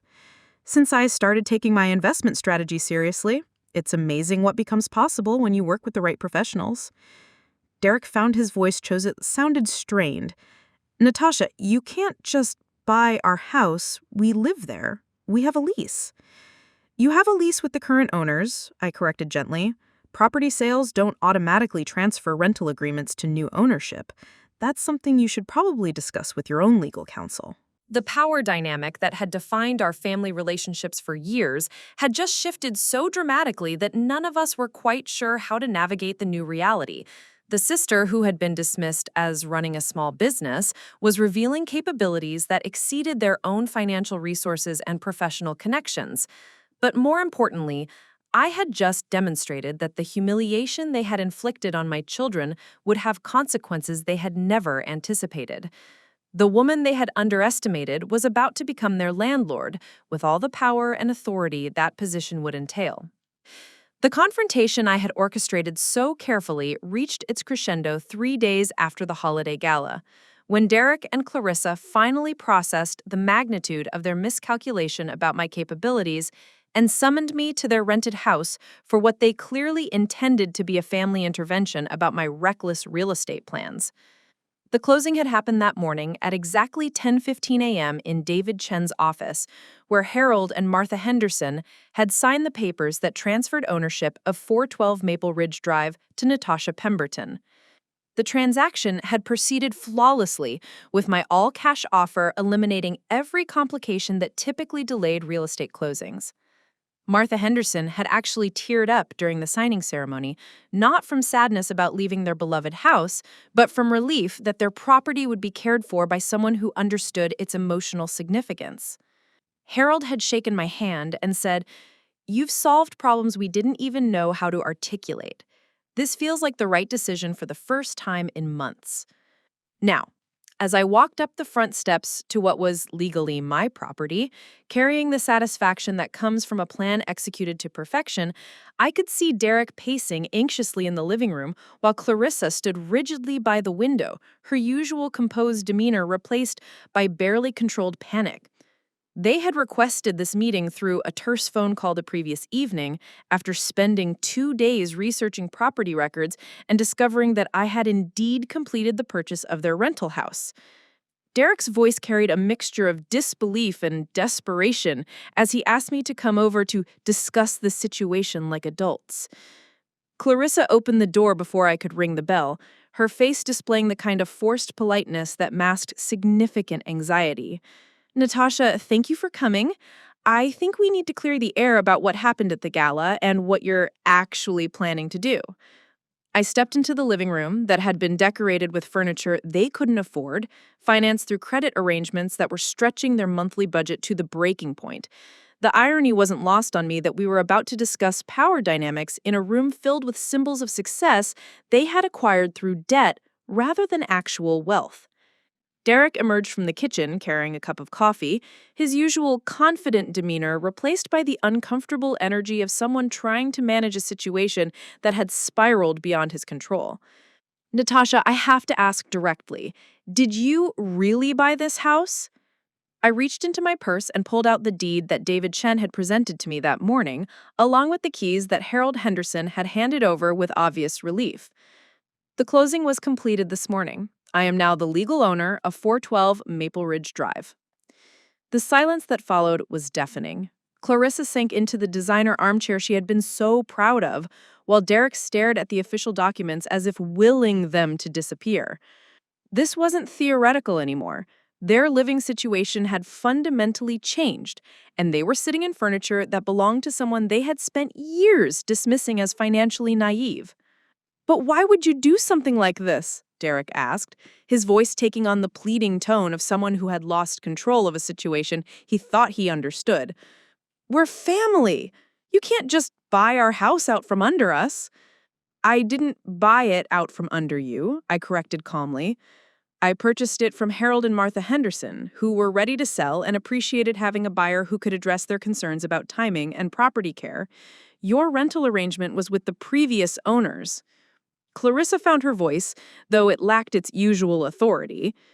"This is vindictive, Natasha. You're punishing us because of what happened at the pool party, and you're using our children's living situation as a weapon." The accusation was both accurate and irrelevant.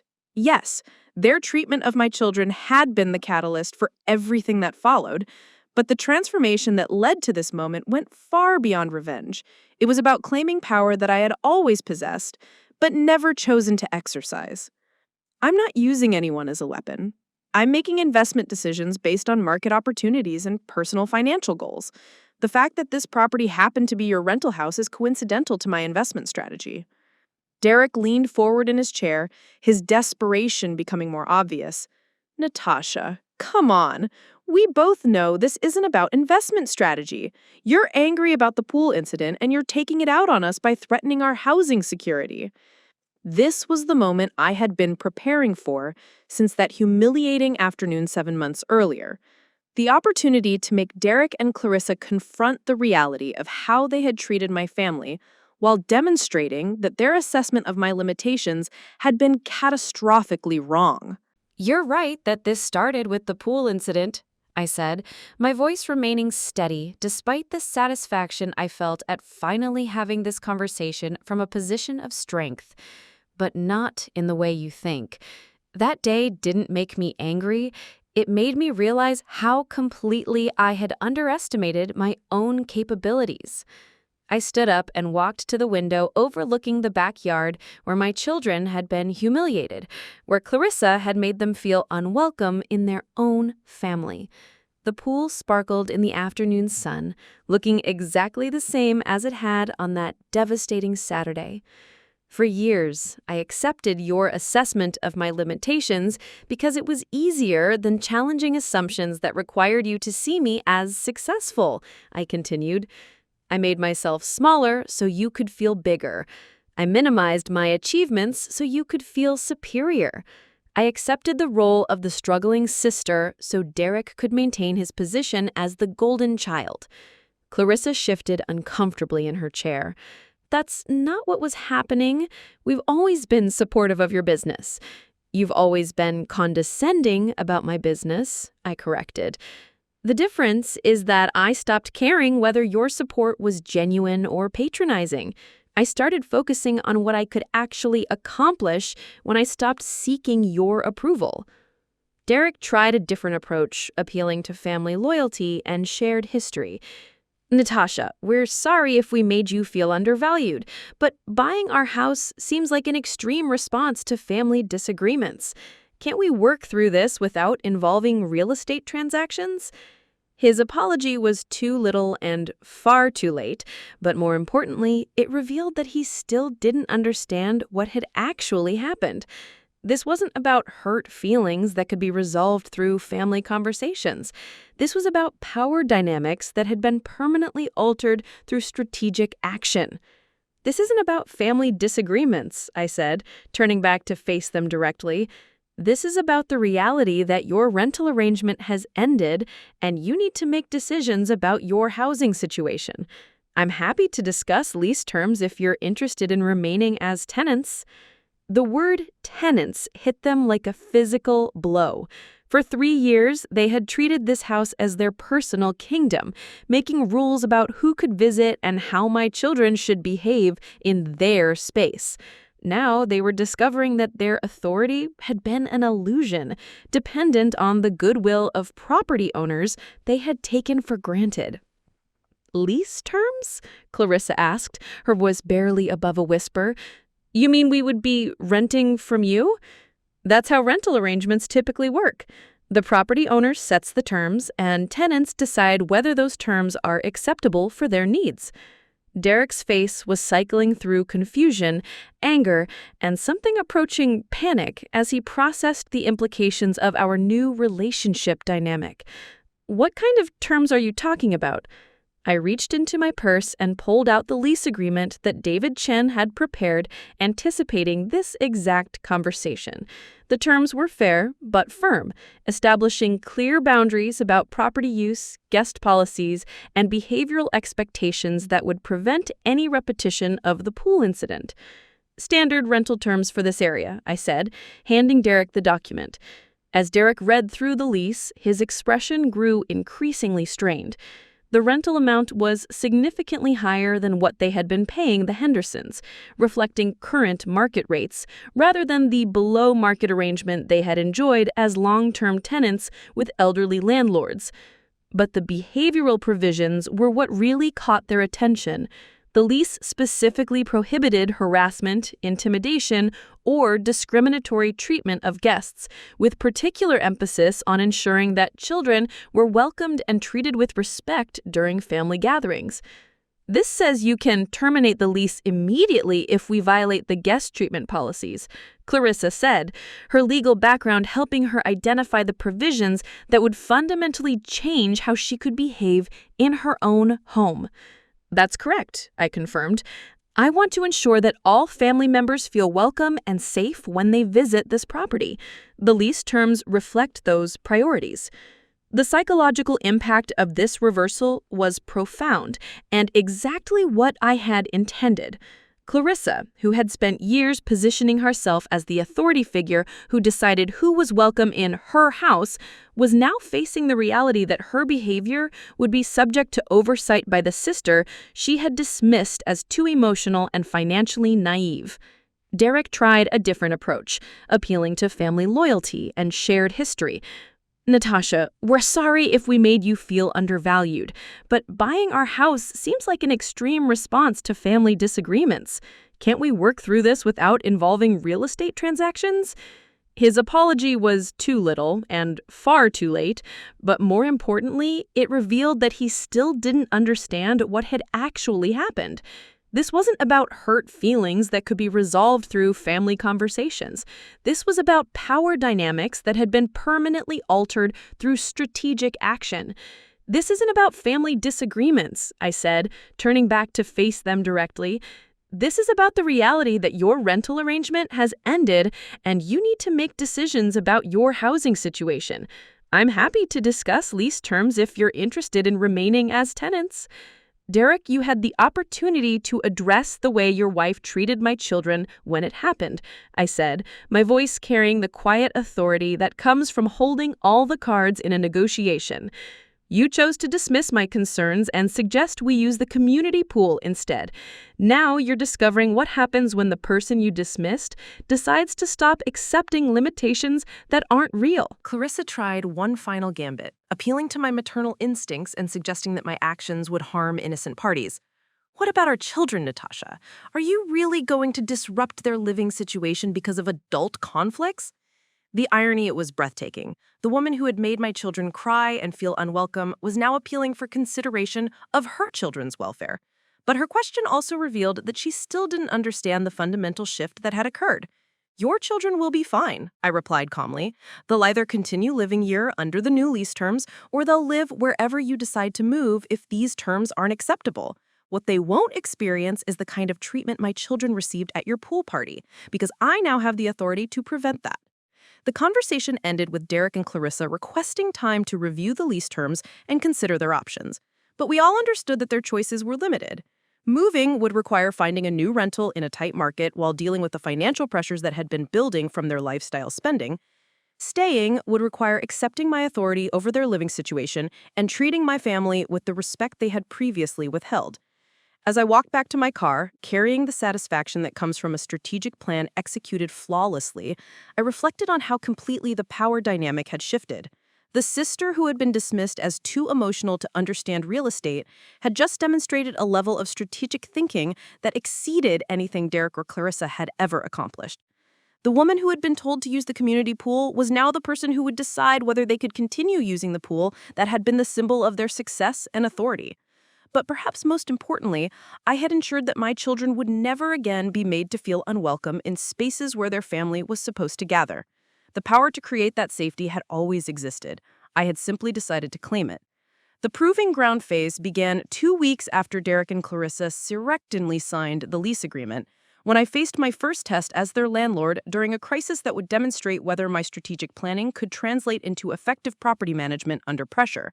The crisis arrived at 11:30 p.m. on a Friday night in the form of a frantic phone call from Clarissa about a burst pipe in the master bathroom that was flooding their bedroom. "Natasha, you need to get someone over here immediately," she demanded, her voice carrying the same imperious tone she had used when ordering my children out of the pool. "There's water everywhere, and our furniture is going to be ruined if this isn't fixed tonight." The old me would have panicked, scrambled to find emergency plumbers at midnight rates, and apologized profusely for the inconvenience. But the new me had anticipated exactly this scenario during my months of preparation with Margaret Steinberg, who had emphasized that property emergencies were inevitable and that successful landlords distinguished themselves through calm, competent crisis management. "I'll have a plumber there within the hour," I replied calmly, already scrolling through the emergency contractor list I had assembled as part of my property management preparation. In the meantime, shut off the main water valve to prevent additional flooding and move any valuable items to dry areas of the house. Clarissa's surprise at my immediate, professional response was audible in her voice. "You have emergency plumbers available at this hour?" "I have relationships with contractors who provide 24-hour emergency service," I explained, dialing the number for Rodriguez Plumbing, whose owner I had met through Margaret's investor network. This is what professional property management looks like. Within 45 minutes, Tony Rodriguez and his assistant arrived at the house with industrial fans, water extraction equipment, and the expertise not only to stop the leak, but begin immediate remediation to prevent mold damage. I met them at the property to assess the situation firsthand and coordinate repairs that would restore the house to perfect condition. Derek emerged from the guest bedroom in his pajamas, looking disheveled, and clearly expecting to find chaos and confusion.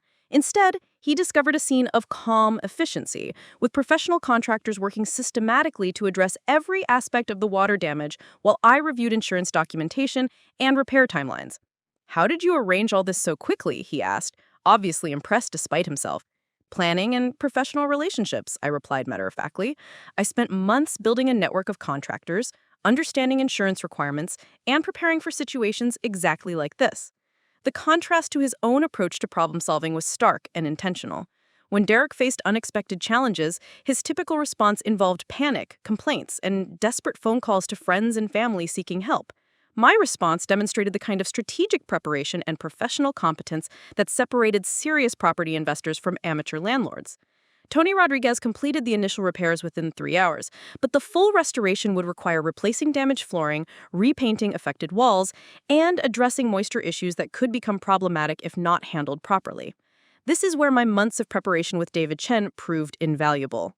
"Mrs. Pemberton," Tony said as he packed up his emergency equipment, "this is going to be a significant restoration project. Most landlords would cut corners on a job like this, but if you want it done right, we're looking at about a week of work and substantial material costs." Do it right, I replied without hesitation. I want this house restored to better condition than it was before the damage occurred. Send me a detailed estimate tomorrow morning, and let's schedule the work to begin Monday. Derek and Clarissa exchanged glances that revealed their astonishment at my willingness to invest in comprehensive repairs rather than minimal fixes. This wasn't just about maintaining property value. It was about demonstrating the kind of long-term thinking and financial resources that their previous landlords, the elderly Hendersons, had never possessed. But the real test came the following Monday when I arrived at the house to supervise the restoration work and discovered that Clarissa had prepared a list of additional improvements she wanted included in the project. She approached me with the same entitled attitude she had displayed when treating the house as her personal kingdom. "Since you're already doing major work in the bathroom," she said, handing me a typed list of demands, "this would be a perfect time to upgrade the fixtures, install a new vanity, and maybe add some decorative tile work. I've researched some options that would really enhance the space." This was the moment that would define our new landlord-tenant relationship. Clarissa was testing whether she could manipulate me into funding luxury upgrades by framing them as necessary improvements. This wasn't just about maintaining property value. It was about demonstrating the kind of long-term thinking and financial resources that their previous landlords, the elderly Hendersons, had never possessed. But the real test came the following Monday when I arrived at the house to supervise the restoration work and discovered that Clarissa had prepared a list of additional improvements she wanted included in the project. She approached me with the same entitled attitude she had displayed when treating the house as her personal kingdom. "Since you're already doing major work in the bathroom," she said, handing me a typed list of demands, "this would be a perfect time to upgrade the fixtures, install a new vanity, and maybe add some decorative tile work. I've researched some options that would really enhance the space." This was the moment that would define our new landlord-tenant relationship. Clarissa was testing whether she could manipulate me into funding luxury upgrades by framing them as necessary improvements. Her approach revealed that she still didn't understand the fundamental shift that had occurred in our power dynamic. "The repairs will restore the bathroom to its original condition," I replied, reviewing her list with professional detachment. "Any cosmetic upgrades beyond that would be tenant improvements at your own expense, assuming they're approved in advance and meet property standards." Her face flushed with the kind of anger that comes from having your authority challenged by someone you had previously controlled. "These aren't luxury upgrades, Natasha. They're reasonable improvements that would benefit the property value." Property improvement decisions are made by the property owner based on investment strategy and budget considerations, I said calmly. "If you'd like to discuss tenant-funded improvements, we can schedule a separate meeting to review your proposals." The exchange established clear boundaries about decision-making authority while demonstrating that I wouldn't be manipulated through guilt, family obligations, or appeals to property value. More importantly, it showed Derek and Clarissa that the sister they had dismissed as financially naive understood the business aspects of property ownership better than they understood the realities of tenant relationships. The restoration project became an opportunity to demonstrate competence that extended far beyond simply writing checks for contractors. I coordinated with insurance adjusters, managed work schedules that minimized disruption to the tenants, and personally inspected every aspect of the repairs to ensure quality standards were maintained. Margaret Steinberg stopped by during the renovation to review my project management approach, and her assessment validated months of preparation and strategic thinking. Most new landlords would have either skimped on repairs to save money or gotten overwhelmed by the complexity of coordinating contractors and insurance claims. You're handling this like someone who's been managing properties for years. Her comment was overheard by Derek, who was working from home that day, and witnessed the entire interaction. The recognition from Margaret, a successful businesswoman whose opinion carried weight in the community, clearly impressed him in ways that my explanations never could have achieved.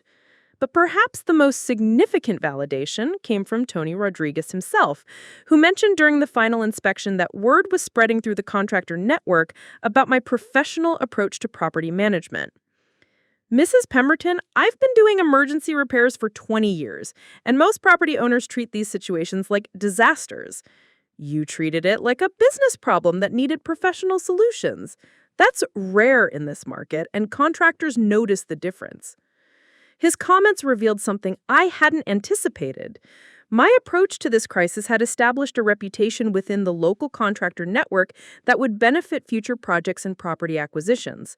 The woman who had been dismissed as running a small business was building professional credibility that extended beyond my immediate family dynamics. The completed restoration exceeded even my own expectations. The damaged bathroom was not only fully repaired, but improved with enhanced moisture protection and updated fixtures that maintained the house's character while preventing future problems.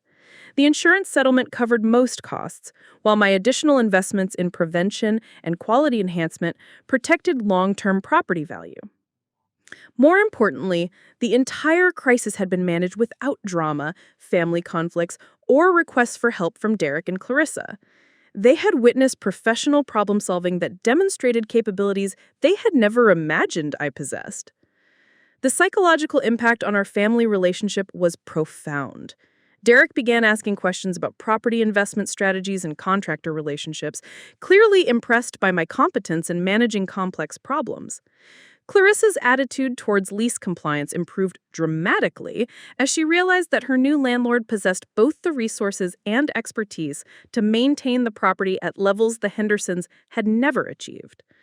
But the most significant change was in how my children experienced visits to the house. Lily and Tyler no longer approached the property with the anxiety that had characterized their interactions since the pool incident. They understood that their mother now controlled the environment where family gatherings occurred, and that understanding translated into confidence and comfort that had been missing for months. During the first family barbecue after the restoration, I watched my children play freely in the pool, while Derek grilled hamburgers and Clarissa set up lawn chairs with none of the territorial behavior that had previously characterized these events. The power dynamic had shifted so completely that everyone understood the new rules without them needing to be explicitly stated. When Tyler accidentally splashed water outside the pool area while retrieving a toy, Clarissa's response was to hand him a towel with a smile, rather than lecturing him about keeping water in the pool. The transformation was as dramatic as it was necessary. The crisis had tested every aspect of my preparation: financial resources, professional relationships, problem-solving capabilities, and psychological resilience under pressure. I had passed every test while establishing new standards for how our family interactions would proceed. The woman who had once accepted criticism about her limitations was now demonstrating competence that exceeded everyone's expectations, including my own. The proving ground had validated not just my strategic planning, but my ability to execute complex projects while maintaining the calm authority that separated professional property managers from amateur landlords reacting to problems. Derek and Clarissa were no longer questioning whether I was capable of managing their housing situation effectively. They were discovering that their new landlord possessed capabilities that made their previous living arrangement seem amateurish by comparison. The recognition phase began 6 months after the plumbing crisis, when my transformation from dismissed sister to respected property investor became impossible for anyone in Willowbrook Heights to ignore. The validation came not through family acknowledgement, but through external recognition from the community leaders and business professionals whose opinions carried real weight in determining social status and credibility. The first major recognition came from an unexpected source.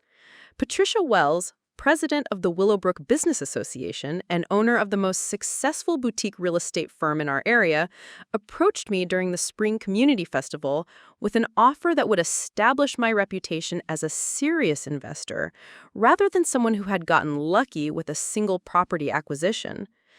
Natasha, I've been hearing impressive things about your approach to property management, she said, pulling me aside during the festival's networking reception. The Henderson property restoration has contractors talking about your professionalism and attention to detail. That kind of reputation is rare among new investors. Patricia's recognition was significant because she had built her business by identifying emerging trends and successful investors before they became widely known. Her attention to my activities suggested that my property management approach was generating notice among people who understood real estate investment at professional levels. I'm curious about your expansion plans, she continued. My clients include several property owners who are looking for investment partners with your approach to property maintenance and tenant relations. If you're interested in scaling your operations, I'd love to discuss some opportunities. This conversation revealed possibilities I hadn't anticipated when I first decided to purchase Derek and Clarissa's rental house. What had started as a strategic response to family dynamics was generating professional opportunities that could transform my entire career trajectory. The woman who had been dismissed as running a small business was being courted by established real estate professionals who recognized growth potential. But perhaps more significant was the shift in how community members interacted with me during neighborhood events. People who had previously seen me as Derek's nice sister began approaching me for advice about property values, renovation contractors, and investment strategies. My opinion was being sought by people who had never considered me a source of expertise. The transformation was particularly evident during a community association meeting in April, where residents were discussing concerns about property maintenance standards in our neighborhood.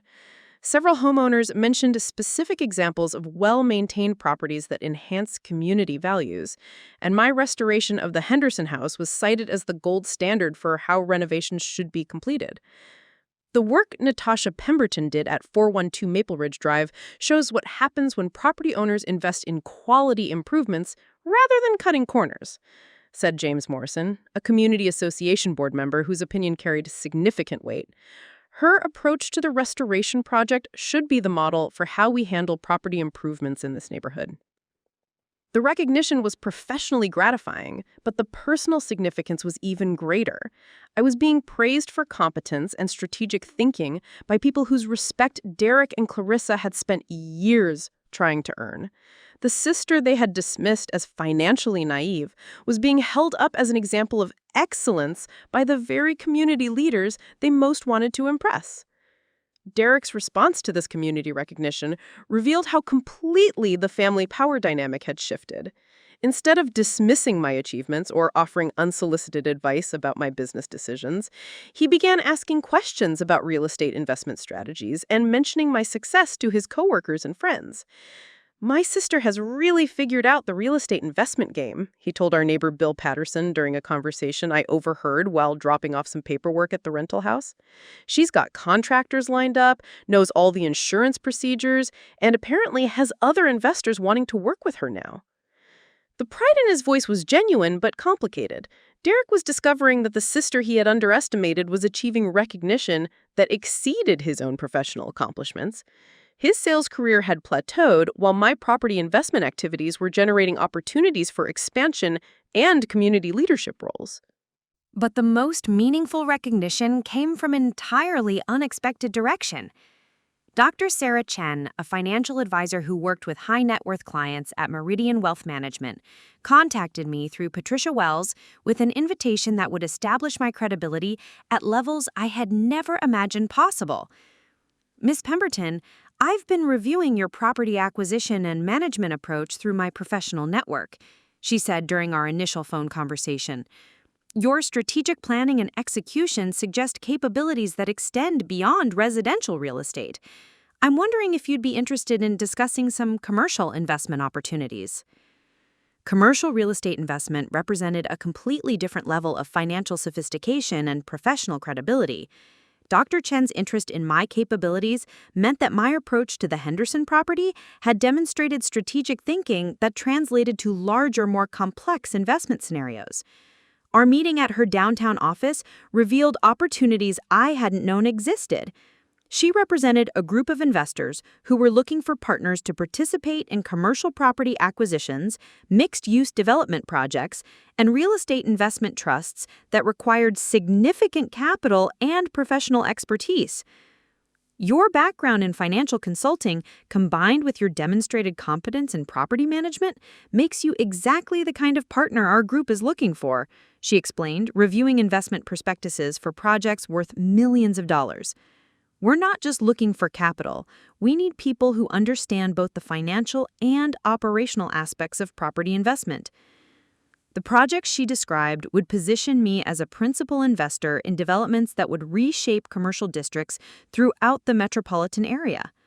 The woman who had been dismissed as running a kitchen table business was being invited to participate in investment opportunities that most people never access. But perhaps the most satisfying recognition came from Clarissa herself, during a conversation that revealed how completely her perception of my capabilities had changed. She approached me one evening while I was reviewing maintenance reports at the rental property, carrying herself with the careful respect of someone who understood they were dealing with a person of consequence. "Natasha, I wanted to thank you for how you've handled the property management," she said, her voice carrying none of the condescension that had characterized our interactions for years. "The bathroom restoration was handled more professionally than anything the Hendersons ever managed, and I know we haven't been the easiest tenants during this transition." Her acknowledgement was both accurate and overdue, but more importantly, it demonstrated that she now understood the balance of power in our relationship. The woman who had made my children feel unwelcome in her house was expressing gratitude for professional property management that exceeded her previous landlord's capabilities. "I'm just maintaining the property according to professional standards," I replied matter-of-factly. "Good property management benefits everyone, owners, tenants, and the broader community." But Clarissa wasn't finished. "I also want to acknowledge that I handled the situation with Lily and Tyler very poorly last year. I was stressed about the party and took it on children who were just being children. That wasn't fair to them or to you." The apology was welcome but unnecessary. The power dynamic had shifted so completely that her treatment of my children was no longer relevant to our current relationship. I was no longer seeking her approval or validation. I was providing professional services that she was grateful to receive.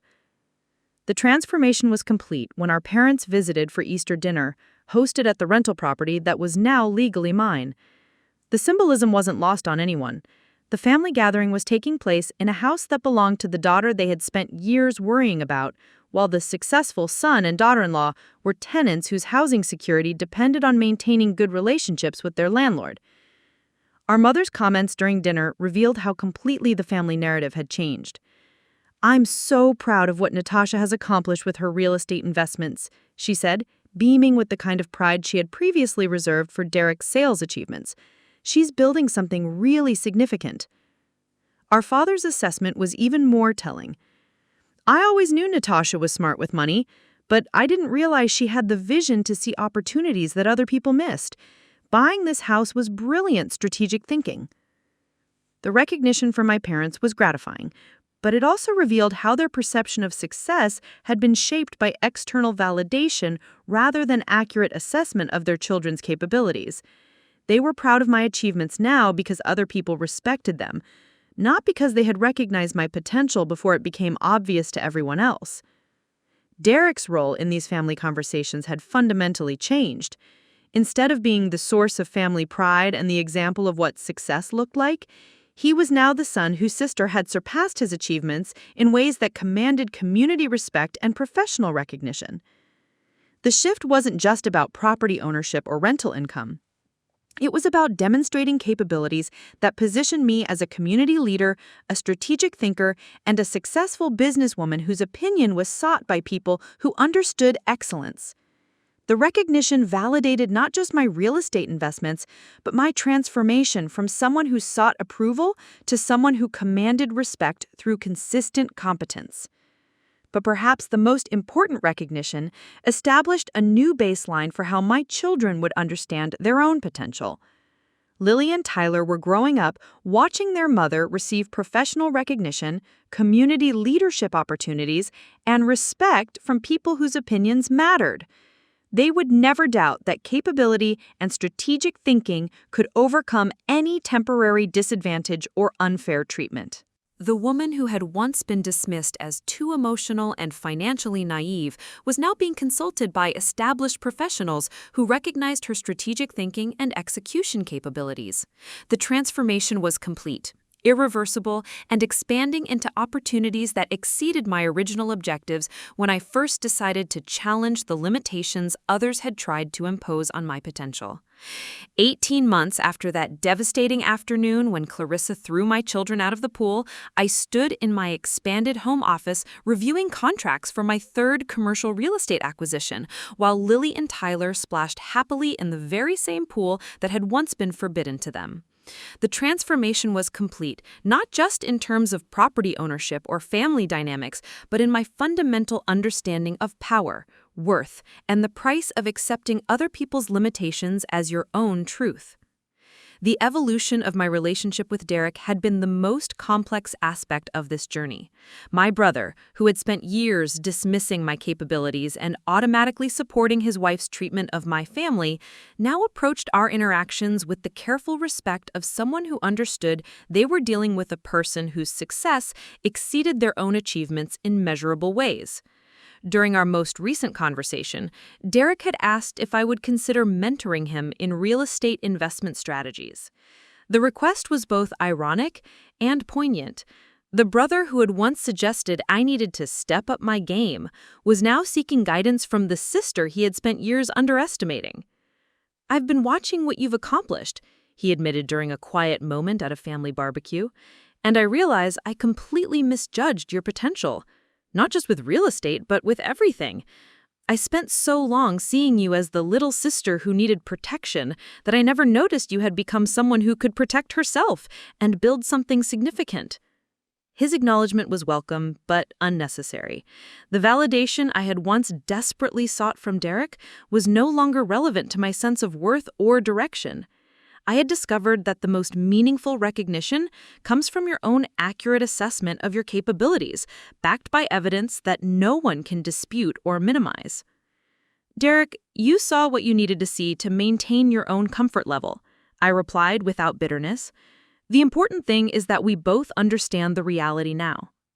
But perhaps the most profound transformation had occurred in my relationship with Clarissa, who had evolved from an antagonist who needed to be defeated into someone whose respect had been earned through consistent competence rather than demanded through confrontation. Our interactions now carried the professional courtesy that develops between equals who understand each other's strength and limitations. The woman who had once made my children feel unwelcome in her space now went out of her way to ensure Lily and Tyler felt comfortable during family gatherings. When Tyler had his 7th birthday party at the rental house the previous month, Clarissa had volunteered to help with decorations and spent the afternoon genuinely enjoying the children's excitement about their pool games. "Your kids are wonderful," she had told me while we cleaned up after the party. "I'm sorry it took me so long to see that. I was so focused on maintaining control over my environment that I lost sight of what actually mattered: family relationships and treating people with kindness." Her apology was sincere and reflected genuine personal growth, but more importantly, it demonstrated that the power shift had created space for everyone to become better versions of themselves. When Clarissa no longer needed to assert authority to feel secure, she could express the generosity and warmth that had always existed beneath her defensive exterior. The children had adapted to the new family dynamics with the resilience that makes kids remarkable. Lily and Tyler now approached family gatherings with confidence rather than anxiety, understanding that their mother controlled the environment where these events occurred. They had learned an invaluable lesson about advocating for themselves and recognizing that temporary setbacks don't define permanent limitations. "Mom, why was Aunt Clarissa mean to us before but nice to us now?" Tyler had asked me recently, with the direct curiosity that children bring to complex adult situations. "Sometimes adults make mistakes when they're worried about things that don't really matter," I explained. "The important thing is that people can change their behavior when they realize they've been wrong about something." But the most meaningful changes had occurred within myself. The woman who had once sought approval from people whose opinions were based on maintaining their own psychological comfort had become someone who generated her own validation through consistent excellence and strategic achievement. I no longer measured my worth against other people's expectations or limited my goals to what others considered appropriate for someone like me. The real estate portfolio that had started with a single strategic acquisition now included residential rentals, commercial properties, and development partnerships that generated multiple income streams while building long-term wealth. But more importantly, the success had been achieved through systematic competence rather than luck, relationship leverage, or circumstances beyond my control. Dr. Sarah Chen had recently invited me to join the board of directors for Meridian Development Group, a position that would influence millions of dollars in commercial real estate projects throughout the metropolitan area. The appointment would establish my credibility at levels that Derek and Clarissa had never approached, but more significantly, it represented recognition from peers who evaluated capability based on results rather than family relationships or social positioning. Your strategic thinking and execution capabilities are exactly what our organization needs, Dr. Chen had explained during the board invitation meeting. You understand both the financial and operational aspects of property investment, and you've demonstrated the ability to manage complex projects while maintaining excellent relationships with all stakeholders. The position would require relocating my primary residence to be closer to downtown commercial districts, which created an opportunity I hadn't anticipated when I first purchased Derek and Clarissa's rental house. Instead of continuing to serve as their landlord, I could sell the property back to them at current market value, allowing them to build equity while providing me with capital for larger investment opportunities. When I presented this option to Derek and Clarissa, their response revealed how completely our relationship dynamic had transformed. Instead of assuming they couldn't afford the purchase or seeking family financing assistance, Derek immediately began researching mortgage options and discussing renovation plans that would increase the property's value over time. "We'd love to own this house," Clarissa said during our discussion of the potential sale. "Living here as tenants made us realize how much we've always loved this neighborhood, and buying it would give us the stability we need for our children's education and activities." The irony was perfect. The couple who had treated the house as their personal kingdom while renting from elderly landlords would now have the opportunity to actually own the property, but only after learning to respect the authority of someone they had previously dismissed. The experience of being tenants had taught them lessons about gratitude, respect, and appropriate behavior that they might never have learned otherwise. My parents' perception of their children had been permanently altered by the evidence of my transformation. During recent family conversations, they had begun asking for my advice about their own retirement planning and investment strategies, recognizing expertise they had never noticed before. "I wish we had paid more attention to your financial insights over the years," my mother admitted during our last visit. "You were giving us good advice that we didn't recognize because we were focused on Derek's career achievements, instead of understanding that you were building something even more substantial." Their recognition was gratifying, but also revealed how external validation shapes family dynamics in ways that often obscure individual capabilities until dramatic evidence makes them impossible to ignore. They were proud of my success now because it was visible and impressive, not because they had recognized my potential before it became obvious to everyone else. But perhaps the most important lesson had been internal. I had learned that the limitations other people try to impose on your potential are often reflections of their own fears, insecurities, and psychological needs rather than accurate assessments of your capabilities. The key to overcoming those limitations isn't proving critics wrong through dramatic gestures, but systematically building competence that makes their doubts irrelevant. The woman who had once absorbed her family's dismissive comments about her small business and limited ambitions had discovered that she possessed capabilities that extended far beyond anyone's expectations, including her own. The transformation hadn't required becoming someone different. It had required becoming fully herself without apology or accommodation to other people's comfort zones. Standing in my home office that afternoon, reviewing commercial investment contracts while my children played freely in the pool that had once been forbidden to them, I'd reflected on how completely my understanding of power and success had evolved. Real power wasn't about controlling other people or demanding recognition. It was about understanding your own capabilities, building competence systematically, and using your resources strategically to create outcomes that align with your values and priorities. The pool incident that had seemed so devastating 18 months earlier had been the catalyst for discovering strengths I hadn't known I possessed and building a life that exceeded my previous limitations in every measurable way. The children who had been made to feel unwelcome were now swimming confidently in water that belonged to their mother. The family dynamics that had constrained everyone were now based on mutual respect rather than artificial hierarchies. Some people spend their entire lives seeking approval from critics whose opinions are based on maintaining their own psychological comfort. I had chosen to seek excellence that spoke for itself, and that choice had made all the difference. The woman Derek and Clarissa had underestimated was now the person whose success provided a foundation for everyone in the family to build better relationships, make better choices, and understand that limitations are often temporary conditions rather than permanent realities. The transformation was complete, the victory absolute, and the future unlimited by anyone else's expectations about what someone like me was supposed to be capable of achieving. The water was warm, the children were laughing, and the house belonged to us. Up next, you've got 2 more standout stories right on your screen. If this one hit the mark, you won't want to pass these up. Just click and check them out.